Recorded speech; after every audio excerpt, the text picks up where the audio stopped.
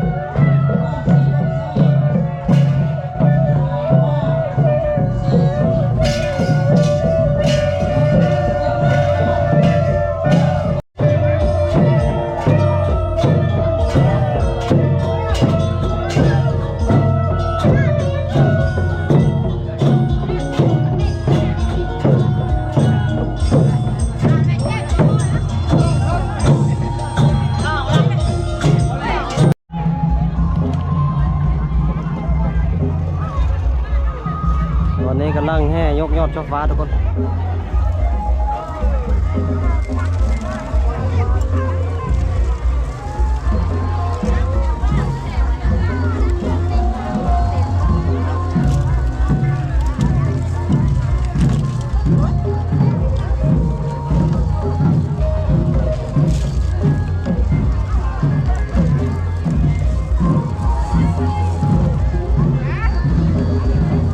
แดดร้อนไป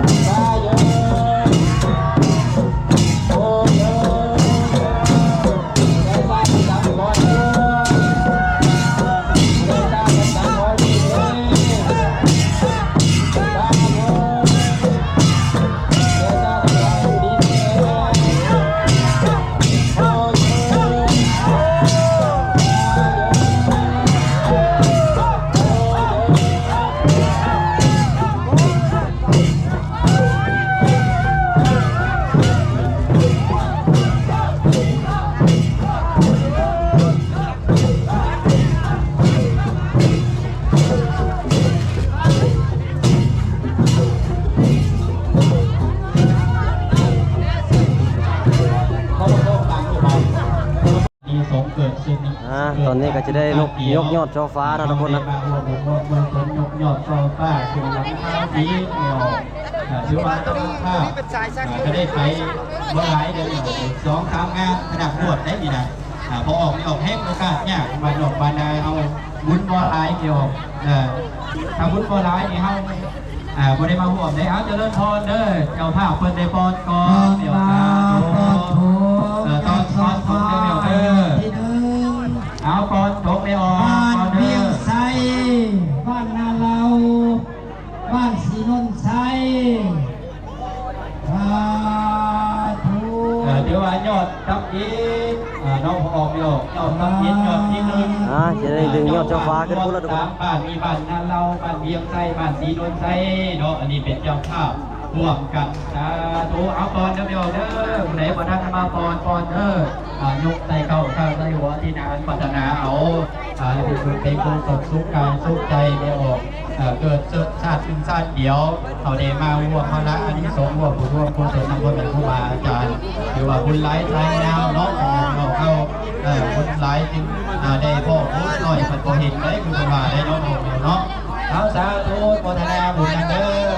อนางโพไซโมทนาต่อยอดสองกีบของหลวงพ่อต่อยอดต่อสองกีบหรือว่า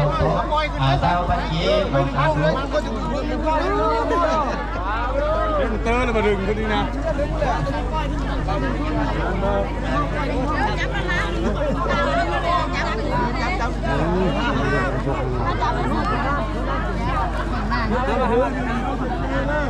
แม่ออกแก้มเนาะโมทนาต่อยอด50,000 กีบแม่ออกจอยต่อยอด20,000 กีบแม่ออกสีต่อยอด50,000 กีบพอออกกุ้งโมทนาต่อยอดอีก100,000 กีบแม่ออกบางโมทนาต่อยอด100,000 กีบแม่ออกหน้าโมทนา200 บาทออกบาทใส่ปากเต้บังไฟเนาะกระจายคุ้มบาทใส่สมควรสาธุโมทนาบุญเด้อสุขสุขเอง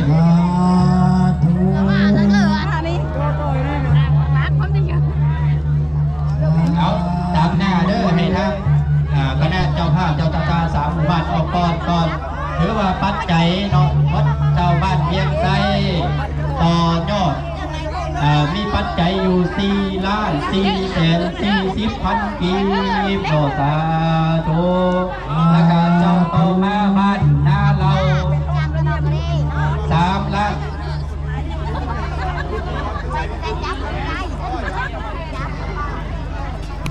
น้ำมนต์บอกน้ำมนต์ไหนบอกให้ทางนั้นเด้อทางเจ้าภาพ3 บ้านคณะการนำเพิ่นจับเสือก่อนหลังจากนั้นต่อด้วยพอออกไม่ออกท้าทายญาติโยมเขาจับทึกที่บ่อเสือกนะจับมาทึกเจนได้ไม่ออกจับมาทึกแล้วกลับคืนได้เห็นบ่อสายมันบอก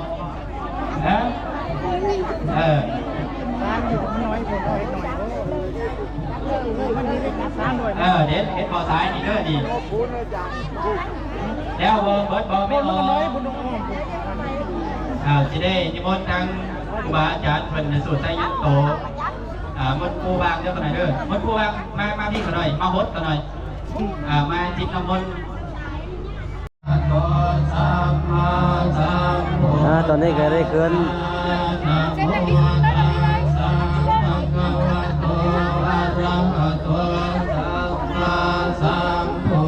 ยอดช่อฟ้าขึ้นเทิงเลยทุกคนขึ้นเทิงหลังซิมเนาะท่านเจ้าเมืองพระรัตนบัณฑิตเนาะ